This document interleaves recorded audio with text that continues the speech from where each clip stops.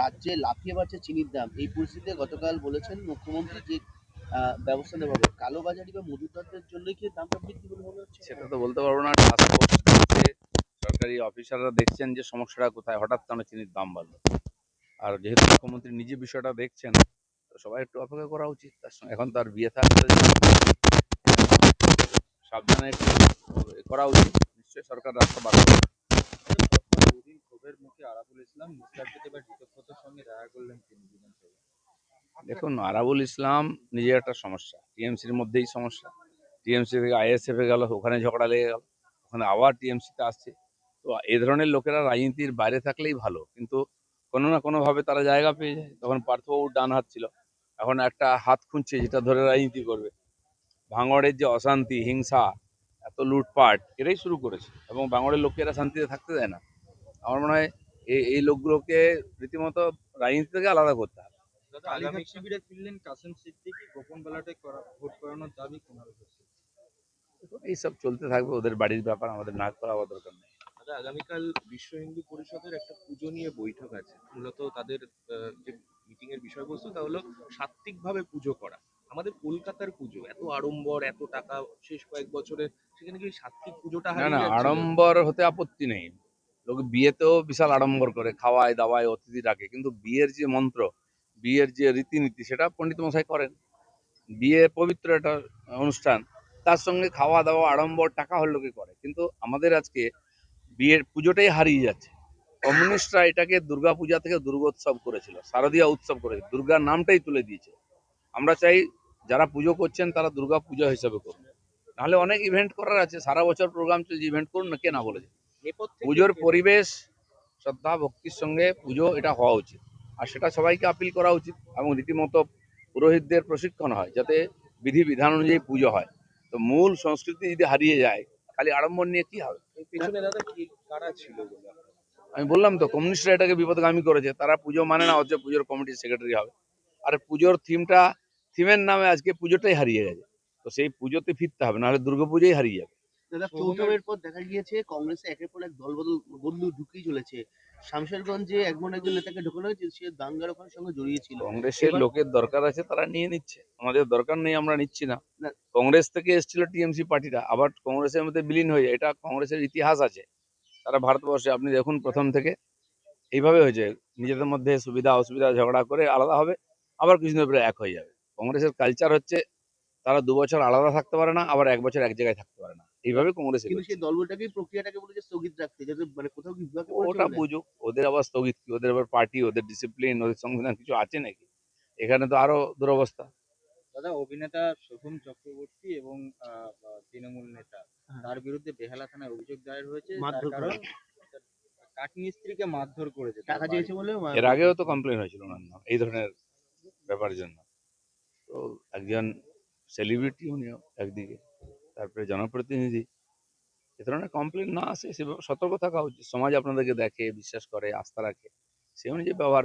কোনো মিস্ত্রি যদি কিছু করে, তার বিরুদ্ধে অন্য ব্যবস্থা নিতে হবে, নিজেকে এইভাবে না করেই ভালো। অগ্রিম টাকা দেওয়া হয়েছিল, তারপরে কাজ শেষ হয়ে গেলে বাকি টাকা দেওয়ার কথা, সেই টাকা চাইতে হ্যাঁ, গিয়ে টাকা চাইতে গেলে মারবে। তো এই ধরনের লোকজন কেন সমাজে, তারা আবার জনপ্রতিনিধি হবে, চিন্তার বিষয় আছে। দাদা, নাগরিকত্বের সার্টিফিকেট এবার থেকে জেলা শাসকরা দিতে পারবেন। স্বরাষ্ট্র মন্ত্রকের নির্দেশিকা, তাতে রাজ্যকেই ক্ষমতা দেওয়া হয়েছে। আগের দিন সেই ছবি মুখ্যমন্ত্রী দেখিয়েছেন।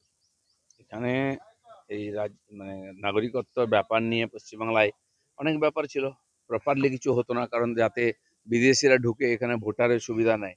আর 91 লক্ষ ভোটারের নাম বাদ গেছে, তাদেরকে ডকুমেন্ট নেই ভারতীয়তার, এবং তাদের সমস্ত সুবিধা থেকে আমরা আলাদা করছি। জিরামজির বাড়ি কাজ পাবে না, আধার জব কার্ড থেকে আরম্ভ করে আবাস যোজনার বাড়ি পাবে না, শৌচালয় পাবে না, এবং অন্নপূর্ণা ভাণ্ডারের লাভও তারা পাবে না, এবং সমস্ত ভোটাধিকারও তারা চলে গেছে। এদেরকে সব দিক থেকে বিচ্ছিন্ন করতে হবে এবং দেশ থেকে তাড়াতে হবে। সেই প্রক্রিয়া সব জায়গায় চালু হয়েছে। সেই জন্য রাজ্য সরকারের পক্ষে তদন্ত করে দেখাটা সহজ, দিল্লি থেকে এসে করাটা খুব সমস্যা। তো সেই জন্য রাজ্যকে দায়িত্ব আছে, রাজ্য সেটা ঠিকঠাকভাবে যেন করে, সেটাও তাদেরকে সতর্ক থাকতে হবে। দাদা, সোমবার থেকে গুন্ডা দমন আইনের একটি অংশ কার্যকর করা হয়েছে পশ্চিমবঙ্গে। সরকারি সম্পদ নষ্ট করলেই কাউকে রিয়াদ করা হবে না, একদম নির্দিষ্ট করে বলে দেওয়া হয়েছে। বিশ্বের সব সভ্য দেশে এটা আছে। রাষ্ট্রীয় সম্পত্তি নষ্ট করা এটা অপরাধ মনে করা হয়। পশ্চিমবাংলায় এটাকে প্রগতিশীল, এটাকে আন্দোলন বলা হতো, সেটা চলবে না। বিভিন্ন জায়গায় তাদের কাছ থেকে তার ক্ষতিপূরণ আদায় করা হয়েছে, কোর্ট থেকেও করা হয়েছে। উত্তরপ্রদেশের দিকে দেখেছেন তো, সমস্ত আদায় করে। এখানেও তার ব্যতিক্রম হবে না। রাষ্ট্রীয় সম্পত্তি নষ্ট করা, রাষ্ট্রীয় পতাকা থেকে আরম্ভ করে কোর্ট সংবিধানকে অপমান করা, এটা রীতিমতো অপরাধ।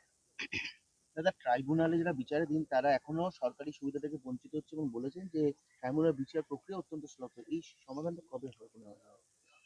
বিভিন্ন বিষয়ে সরকার এবং এই প্রশাসন ব্যস্ত হয়ে গেছে। আমার মনে হয় এটা খুব তাড়াতাড়ি হয়ে যাবে, হওয়া উচিত। মানুষকে বহুদিন আর সুবিধা থেকে বঞ্চিত রাখা যায় না। আর সেই জন্য তারা তাদের ভোটাধিকার বাদ দিয়ে তারা তো সব জায়গায় সব পাচ্ছে, এখন কোথাও বঞ্চিত করা হয়নি। স্যার, লাস্ট কোশ্চেন, সরকারি মেডিকেল কলেজে যারা শিক্ষক তারা প্রাইভেট প্র্যাকটিসে রাশ টানলো স্বাস্থ্য দপ্তর। বলেছে যে অনুমতি যারা কাছে আছে তারাও নির্দিষ্ট প্রক্রিয়া মেনে প্রাইভেট প্র্যাকটিস করবে, যাতে চিকিৎসা সাধারণ মানুষ ভালো পায় সরকারি হাসপাতালে। সরকারি ডাক্তারদের প্রাইভেট প্র্যাকটিস, সরকারি স্কুলের মাস্টারদের প্রাইভেট টিউশন, এটা পশ্চিমবাংলায় একটা সাধারণ ব্যাপার। আর সেই জন্য স্কুলের পড়াশোনা আর হসপিটাল চিকিৎসা ভালো হয় না। তো তাকে সুবিধা দিচ্ছে সরকার, সেই অনুযায়ী সেবা দেওয়া উচিত। তাদের বিভিন্ন নার্সিংহোমে ইন্টারেস্ট বেশি থাকে, হসপিটালের সময় না দিয়ে নার্সিংহোমে বেশি সময় দেয়, এই কমপ্লেন বারবার এসেছে। তো সেটা ডিসিপ্লিনের মধ্যে থাকা উচিত। সরকার সেটাকে জোর দিচ্ছে আস্তে আস্তে, যাতে মানুষ পরিষেবা পায়।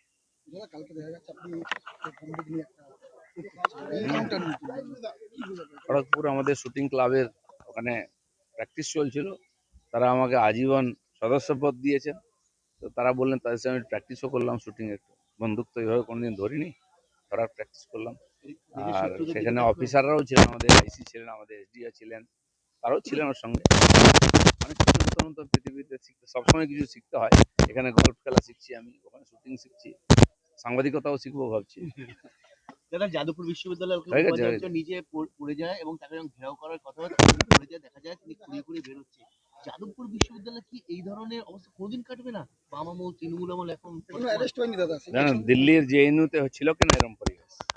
রাষ্ট্রবিরোধী গতিবিধি, গাঁজা, চরস, সমাধান হয়েছে সেখানে। দেশ বিরোধী শক্তি রাজপথ বিবেকানন্দ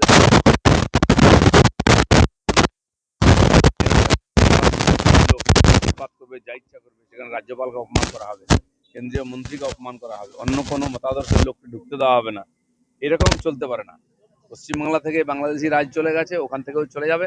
আর তার জন্য শুরু হয়েছে অপারেশন, চলবে ধীরে ধীরে। এবং যারা ওখানকার ইউনিভার্সিটি কর্তৃপক্ষ, সম্মাননীয় আর উপাচার্য থেকে আরম্ভ করে সবাইকে এইভাবে সতর্ক থাকা উচিত। কলেজে পুলিশ যাবে না, ঠিক আছে, কিন্তু অ্যাডমিনিস্ট্রেশন ঠিক থাকা উচিত, পরিবেশ ঠিক থাকা উচিত, নিরাপত্তা ঠিক থাকা উচিত। না হলে তো সমস্যা হবেই উল্টো দিক থেকে। এর আগে অনেক ঘটনা ঘটেছে, কাউকে অ্যারেস্ট করেছে ইউনিভার্সিটি। বাউল সুপ্রিয়কে যেভাবে অসম্মান করা হয়েছিল, তার বিরুদ্ধে আমরা গিয়ে ওখানে সার্জিক্যাল স্ট্রাইক করেছিলাম। জানি কর্তৃপক্ষ করতে পারবে না, ঘুঘুর বাসা আছে। রাজ্যপালকে যেভাবে অপমান করা হয়েছিল, এটা তো কেউ সহ্য করতে পারে না। আমরা পারিনি, কিছু করবো না, আমরাই পরিবর্তন করবো। চলো।